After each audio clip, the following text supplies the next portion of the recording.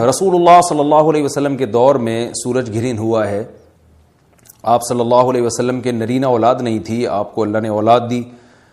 اور آپ کے بیٹے کی موت واقع ہوئی. یہ ایک بہت بڑا حادثہ تھا اس وقت, کیونکہ عرب میں نرینہ اولاد کی بڑی ویلیو تھی. آپ صلی اللہ علیہ وسلم کو اللہ نے بیٹیاں دیں, بیٹا نہیں دیا, اور بیٹا دے کے اٹھا لیا, تو ایک بہت بڑا واقعہ تھا. اور اللہ کی قدرت کے اسی دن سورج بھی گرہن ہو گیا.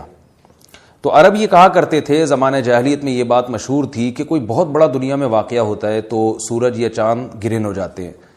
اسی دن سورج بھی گرہن ہوا تو یہ بات پھیل گئی کہ محمد صلی اللہ علیہ وسلم سید الانبیاء رسول اللہ صلی اللہ علیہ وسلم کے بیٹے کی چونکہ موت واقع ہوئی ہے اس لیے سورج گرہن ہوا ہے. آپ صلی اللہ علیہ وسلم نے اس بات کی تردید فرمائی اور آپ نے فرمایا ان الشمس والقمر آیتان من آیات اللہ لا ينکسفان بموت احدہما,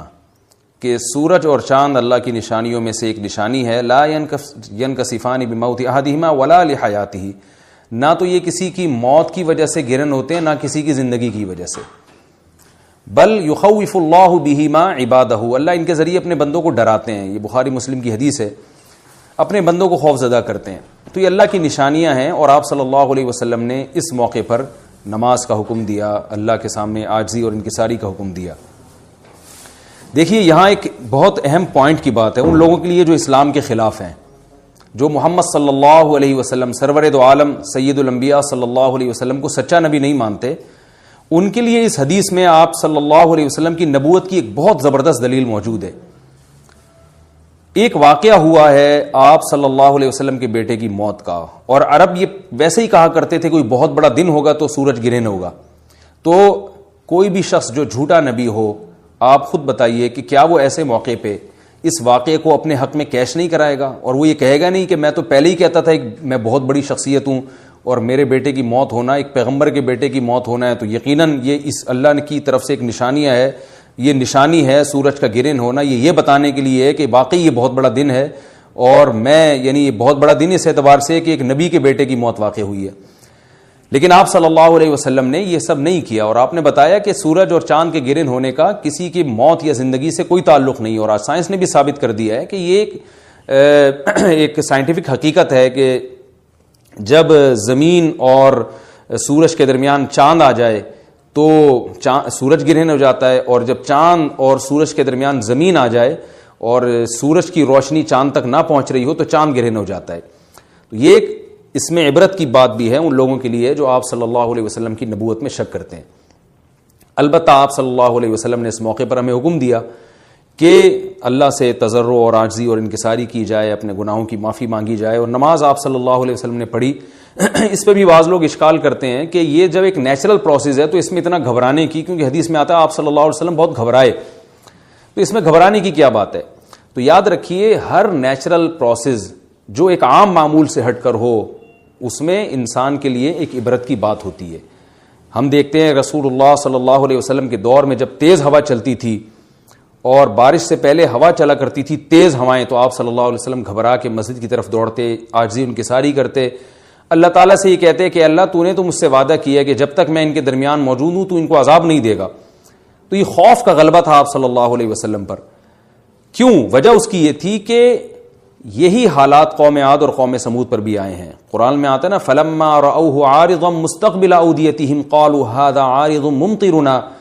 بل هو ما استعجلتم به ريح فيها عذاب أليم تدمر كل شيء بأمر ربها فأصبحوا لا يرى إلا مساكنهم. کہ وہ بادلوں کو دیکھ کے کہنے لگے یہ تو ایک معمول کے مطابق بادل ہیں جو برسیں گے اور بارش ہوگی. تو پیغمبر نے کیا کہا کہ یہ بارش نہیں ہے بلکہ یہ وہ عذاب ہے جس کی تم جلدی کیا کرتے تھے, اور اس میں ایک ایسی ہوا ہے جو اللہ کے حکم سے ہر چیز کو ہلاک کر دے گی. اور پھر ان پر ایک ہفتہ عذاب آیا اور قرآن کہتا ہے کہ وہ ایسے پڑھ کے ہلاک ہو گئے کہ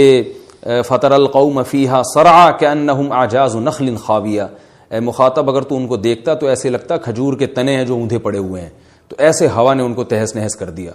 تو یہ عام معمول سے ہٹ کے جب بھی اس کائنات میں کوئی تغیر آتا ہے تو وہ اللہ کی نشانیوں میں سے ایک سائنٹیفک حقیقت بھی ہے, اس کی ایک لاجک بھی ہے, لیکن اس کے ساتھ ساتھ اللہ کی نشانیوں میں سے ایک نشانی بھی ہے.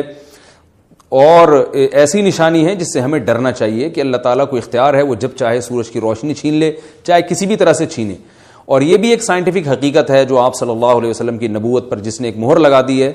کہ سورج اور چاند کا گرہن ہونا، اگرچہ اس کی ایک لاجک ہے کہ چاند سورج کے سامنے آ جائے تو سورج گرہن ہو جاتا ہے، لیکن اس بارے میں جو ہماری تحقیق ہے، جو سائنسدان کہتے ہیں کہ یہ وقت یعنی خطرے کا وقت ہوتا ہے، سورج سے ایسی خطرناک ریز نکلتی ہیں جو نقصان کا سبب بن سکتی ہیں، تبھی بعض حضرات سورج کی طرف دیکھنے سے بھی منع کرتے ہیں، اور یعنی نظام میں تھوڑی نقصان کا بہرحال خطرہ ہے، اور اس بات کا امکان موجود ہوتا ہے کہ قدرت انسانوں سے انتقام لے یا انسانوں کو نقصان پہنچائے۔ اور ویسے بھی جن کے دلوں میں اللہ کا خوف ہوتا ہے وہ تو ویسے ہی اللہ کے وہم من خشیتہ،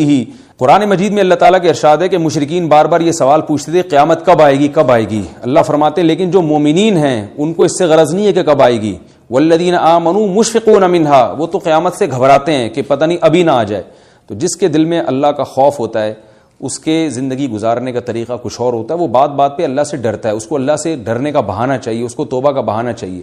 تو اس بحث میں پڑھنا کہ یہ تو ایک لاجیکلی ایک سورج کی روشنی غائب ہو جائے گی، وہ ٹھیک ہے، یہ سائنسدانوں کا شعبہ ہے کہ کیوں غائب ہو رہی ہے، ماہرین فلکیات کا شعبہ ہے، لیکن اہل ایمان کا جو کام ہے اس موقع پر، ان کا جو وظیفہ ہے وہ یہ کہیں کہ اللہ کی نشانیوں میں سے ایک نشانی ہے، اللہ اپنی قدرت دنیا میں دکھاتا ہے کہ میں یہ بھی کر سکتا ہوں چاہے کسی بھی طریقے سے کروں، تو ہمیں اس موقع پر بہرحال اللہ کے سامنے جھکنا چاہیے، اپنے گناہوں سے معافی مانگنی چاہیے، اور وہی عمل کرنا چاہیے جو رسول اللہ صلی اللہ علیہ وسلم نے ہمیں بتایا ہے۔ اور اس بارے میں جو توہمات پھیلے ہوئے ہیں اس سے بھی ہمیں اجتناب کرنا چاہیے، جیسے نبی صلی اللہ علیہ وسلم نے عربوں کے وہم کو دور کیا ہے، بھائی اس کا کسی کی موت اور زندگی سے کوئی تعلق نہیں ہے، تو اسی طرح آج کل لوگوں میں ایک سورج اور چاند گرہن ہونے کے بارے میں وہم بھی بہت ہے کہ پتہ نہیں کیا ہو جائے گا، حاملہ عورتیں نہ نکلیں، فلانا نہ کرے اور فلانا خربوزہ نہ کھائے، اس موقع پر کسی نے تربوز کھا لیا تو یہ ہو جائے گا، الٹی الٹی باتیں پتہ نہیں کیا کیا مشہور ہیں، یہ خربوزے تربوز کی تو میں ویسے ہی مثال دے رہا ہوں۔ تو کوئی بھی چیز جب کہنی ہو تو پوری طرح سے اس کی ریسرچ کریں۔ مجھے نہیں پتا حاملہ عورت کو فائدہ ہوتا ہے نقصان ہوتا ہے سورج گرہن ہونے سے، لیکن اگر نقصان بھی ہوتا ہے تو اس کی کوئی مستند دلیل ہونی چاہیے آپ کے۔ وہ کام بخاری اور مسلم کی حدیث کے مطابق نماز ہے، انفرادی بھی ہے، جماعت سے بھی ہے، مستحب یہ ہے کہ جماعت سے نماز پڑھی جائے مسجد میں یا کسی بھی میدان میں، اور 2 رکعتیں امام پڑھائیں گے اور اس میں سرن تلاوت بھی کر سکتے ہیں، جہری تلاوت بھی کر سکتے ہیں، دونوں رائے ہیں علماء کی۔ آج کل جہری کو اس لیے ترجیح دی جاتی ہے کہ صلاۃ کسوف میں جو رسول اللہ صلی اللہ علیہ وسلم کی سنت ہے وہ لمبی نماز ہے، تو لمبی نماز پڑھیں گے تو اگر آپ آہستہ آواز سے پڑھیں گے تو لوگوں کو تھکاوٹ کا احساس زیادہ ہوتا ہے، جہری پڑھیں گے تو تھکاوٹ کا احساس کم ہوتا ہے، تو اس لیے دونوں قولوں پہ فتویٰ دیا جاتا ہے۔ وہ ایک قول راجح ہے اور ایک میں آسانی ہے، تو آسانی اس قول میں ہے کہ جہری تلاوت کی جائے، اس میں لوگوں کو نماز میں کھڑا رہنا آسان ہوتا ہے، تو لمبی سے لمبی نماز پڑھی جائے، اس میں 2 رکعتیں پڑھی جائیں اور خوب طول دیا جائے اس کو، اور اتنا طول دینا کہ لوگوں کا خطرہ ہو کہ نماز ہی چھوڑ کے بھاگ جائیں گے، یہ بہرحال درست نہیں ہے، کیونکہ آپ صلی اللہ علیہ وسلم نے امام کو مقتدیوں کی رعایت کا حکم دیا ہے۔ اور کوئی جماعت سے نماز میں شریک نہیں ہو سکتا تو گھر میں نماز پڑھیں، انفرادی نماز پڑھیں، نماز نہیں پڑھ سکتے تو توبہ استغفار کریں۔ بہرحال یہ وقت جو ہے توبہ استغفار کا ہے، اپنے گناہوں سے معافی مانگنے کا ہے۔ اللہ تعالی ہم سب کو عمل کی توفیق عطا فرمائے۔ وما علینا الا البلاغ۔